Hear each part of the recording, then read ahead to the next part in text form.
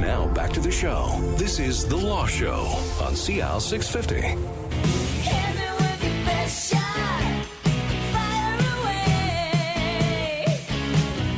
And welcome back to The Law Show on CL 650. I'm Zach Spencer, and we're talking about personal injury. We have Kevin Hyde from McQuarrie LLP and also Nate Hartney from McQuarrie LLP. Now, you talked just briefly before the break on this. You said, so you have your personal injury department there, but you have lawyers that go, is it just specifically to court? So how is that broken up? Like, Nate, you like going to court. And so how does that work with a client's case, for example? Well, I'll go to court, but we work as our personal injury group is we've moved to a more, as the group's grown, to a team. Mm-hmm. And usually if, I have a case that's going to trial, I'll be there running the trial, but I might bring, depending on the case, the complexities of the case, I'll bring another senior lawyer with me to that trial. And just to ensure that we've covered everything possible for our client and are providing the best legal service possible in going to court. It's hard to, if you're running a trial on your own, it's hard to be taking notes of everything that's said as you prepare your closing arguments and while asking all the questions at the same time. So it's definitely better and an advantage to have two lawyers. And that's an advantage at McQuarrie Hunter with a big personal injury group. We're not a one-man shop here. Mm-hmm. We have all the experience and the lawyers necessary to ensure that you're getting the best legal service possible, multiple opinions, drawing on the experience of everyone in the group. All right. So you mentioned that very few cases actually get to trial. So what is it about the trial, Nate, that is exciting from a lawyer's standpoint? Why is that? Does it just get you going? Is it exciting? Yeah, it's exciting. It's something different. It's not just going in the office in the morning and sitting in front of a computer like you normally do.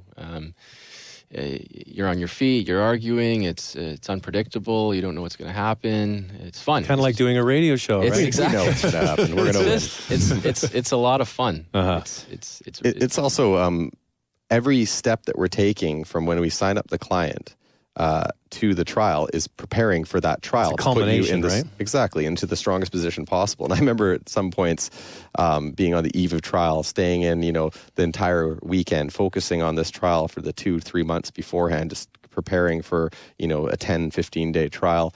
And then it settles right before on the Friday before the trial starts on Monday, or even Sunday evening before the trial starts, or on the doorsteps of the courthouse.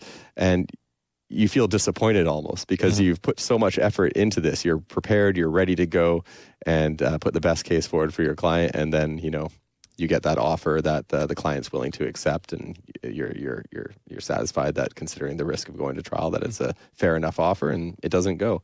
And plus you get the weekend free. Well, when old lawyers sit around and tell war stories, they never talk about their great settlements, right? They talk about their great trial wins. So that's what it is, right? That's the part of it. Okay, I just wanted to bring up something that came up in the news recently about the Canby Pub or the Canby Hostel, about a host liability. So kind of explain what that is and where that case sort of, is it a precedent-setting case? No, so there's two aspects to host liability. There's commercial host liability and there's social host liability. And social host liability is a homeowner who has a house party, for example. So I'll talk about that after. But commercial host liability is something that means a pub owner or a tavern owner who overserves someone, a customer. That customer then gets in their car and gets in an accident and injures someone. The tavern owner can be held liable or partially liable for that person's injuries. For overserving them. Yeah, for overserving them and not taking reasonable steps to make sure that they didn't get behind the wheel and drive. So this specific case, it was in the news, obviously. I don't need to get into it too much, but basically what happened here was the judge found that the pub did absolutely nothing. And the law doesn't require the pub owner to prevent the person from driving, because you can never, absolutely prevent people from doing stupid things. But you have to take some reasonable steps, like asking them if they're going to drive. If they say yes, say, well, you probably shouldn't. Can we get you a taxi? If they insist that they're going to drive, then you call the police. Just reasonable things that don't take a lot of effort, but you have to do something. Mm-hmm. Now, what about the personal side? If you have a house party or you're having a dinner party, what steps do you need to ensure to make sure that, from what I understand, nobody personally has ever been convicted of over-serving. Is that true? Like host liability in a personal case? Yeah, so my understanding, and I'm pretty sure I'm on top of this, is that in Canada, no one has ever been found civilly liable for social host liability. There was a case from 2006 that went to our Supreme Court of Canada that kind of set that precedent where the homeowner was found not civilly liable. However, there's a caveat here because the facts of that case were that the homeowner had a New Year's Eve party, but it was a BYOB. So the individual. So that was the that was part of what they relied on. They Right. said they had a house party. This friend showed up, brought his own beer, drank the beer, and because he was a heavy drinker, he didn't appear too drunk. The homeowner said, "Are you sure you're okay to drive?" He said, "Yeah, I'm fine." Left, got behind the wheel, and it was tragic. Paralyzed this and killed one and paralyzed another. So the homeowners were sued because the drunk driver didn't have any insurance. Now the Supreme Court of Canada said we're not attaching liability to the homeowners in this situation. However, we're not only because it was a BYOB. Well, they didn't say it was the okay. facts of that case. Right, okay. They said on these facts, we're not finding liability. Right. However, we're not saying that there can never be liability in another situation. For example, if the facts were different, like it was a house party where the alcohol was provided and it was a young person and they were visibly intoxicated, clearly, and they said, I'm going to go get in my car and drive. We don't know. So for the listeners, it's, be careful. Just act reasonably. If you see somebody that's leaving your house who's drunk and is going to get behind the wheel, take some reasonable steps. Basically. Which is like, hey, you shouldn't be driving. Yeah. Let's get you a cab. Yeah. But if they just stubbornly do get in their car, do you need to call the police? You probably should. I mean, that's just being a good person. Right. Right? So, and that will, But it also might protect you from liability as well. Exactly. Yeah. Well, that's interesting that came up because I heard that stat as well, that nobody had ever been convicted. Are we moving to a point where that could happen? Absolutely. It could happen in the future depending on the facts. So each case will be separate? Yeah. All right. Okay, so in the last few minutes we have here, and we've had you on a few times now, when it comes to personal injury and being in an automotive accident, what are the steps that you should do? First of all, is calling somebody like yourselves at McQuarrie LLP, is that a good idea to start with a lawyer? Definitely. ICBC, a lot of the people don't understand when they're dealing with the adjuster right after a claim that they're not protecting your interest necessarily. They're offering you these treatment services that they're obligated to under your insurance policy. And I know a lot of people come in afterwards and say, well, they're being very fair with me. They're paying for my treatment.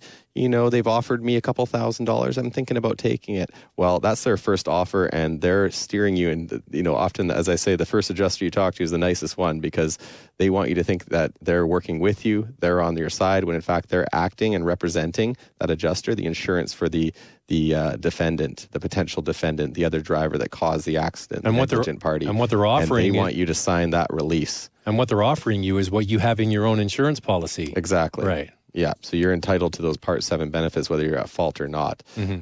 So don't think for 1 second that ICBC, their first offer is going to be something that fairly compensates you. They're just trying to get rid of your file as quickly as possible before we even know the full extent of those injuries. And before you talk to someone like Nate or myself, a lawyer who can properly advise you of what to do and potentially start litigation if ICBC doesn't come with a fair offer. And what I found out through doing these shows is that once you're engaged, you no longer speak to ICBC. Exactly. That takes a lot of the stress off people, and they really like to hear that ICBC adjuster's been calling them, looking for updates, wanting to provide a statement, wanting them to sign releases so they can get at their clinical records, their employment file, whatever the case may be.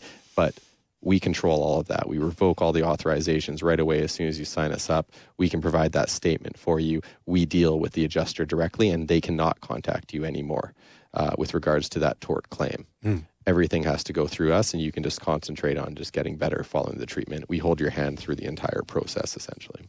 Nate, any final thoughts? I'm not sure. In terms of hiring a lawyer, yeah, it's. I think the big thing is if you're injured, is getting treatment right away and appropriate treatment, and we can help with that, which will in the legal sense, mitigate your damages, but ultimately that's what you want. And I think Kevin said this last time, any client that we have at the end of the day would gladly give up whatever compensation they get to have feel that better accident again. never have happened. Yeah. And it gives you the peace of mind as well. We'll assess your claim. We'll help you get proper treatment, proper diagnosis. We'll assess your claim and give you that peace of mind that when you actually do sign that release with ICBC, that you've been given the legal opinion that is a fair amount, and you know that we've gone through all the hoops and got the proper prognosis, diagnosis reports in place to feel comfortable when you sign that. It takes away a lot of the stress for people, knowing that they've got fair compensation for their injuries. That's Kevin Hyde, partner at McQuarrie LLP, and Nate Hartney is being our guest in studio as well from McQuarrie LLP, the new name, formerly McQuarrie Hunter. Thank you, gentlemen, both for coming in. I'll speak to you again soon. That's all the time we have for The Law Show. I'm Zach Spencer. I'll speak to you next time on CL 650.